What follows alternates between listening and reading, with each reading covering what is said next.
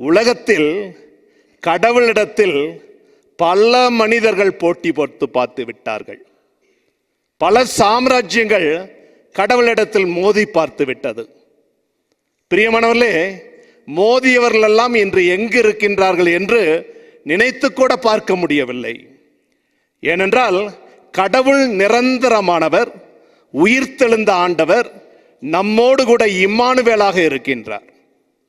இன்றைய முதல் வாசகத்தை நம்முடைய தியானத்தின் மைய கருத்தாக நாம் எடுத்துக்கொள்வோம். ஒரு மனிதர் கமாலியனுடைய பாதத்தில் அமர்ந்து நிறைய கற்றுக்கொண்டவர், யூதர். அவர் பெயர் சவுல் அன்று. சவுல் கடவுளுக்கு விரோதமாக, குறிப்பாக ஆதி திருச்சபையிலே கிறிஸ்தவர்களுக்கு எதிராக பயணத்தை துவங்குகின்றார். எப்படி துவங்குகின்றார்? தலைமை குருக்களிடத்தில் போய் கடிதம், அதிகாரம் பெறுகின்றார். கிறிஸ்தவர்களை பிடித்து துன்புறுத்தி அவர்களை சிறையில் அடைக்க வேண்டும். தனியாத தாகம் அவருக்கு தனியாத தாகம். எங்கெல்லாம் கிறிஸ்தவர்கள் மீது கை வைக்கின்றார்களோ அங்கெல்லாம் கடவுளுடைய கரம் பயங்கரமாக செயல்படும். உடனடியாக செயல்படாது.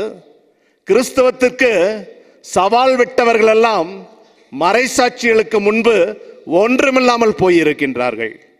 அந்த அளவிற்கு ஆண்டவர் இயேசு கிறிஸ்துவின் மீது அதிகமான அன்பு, அதிகமான பற்றுறுதி இருந்தது. உயிரையும் துச்சமாக மதித்தார்கள். இவர் கடிதம் வாங்கி கொண்டு கிறிஸ்தவர்களை துன்புறுத்துவதற்காக, அதற்கு முன்னால் இவருடைய வாழ்க்கையில் ஒன்று நடக்கின்றது. ஸ்தேவான் கல்லெறிந்து கொள்ளுகின்ற போது கல்லெறிகின்றவர்கள் எல்லாம் துணியை சுருட்டி சவுல் என்ற இளைஞனிடத்தில் கொடுத்தார்கள் என்று விவிலியத்தில் நாம் படிக்கின்றோம். அப்போ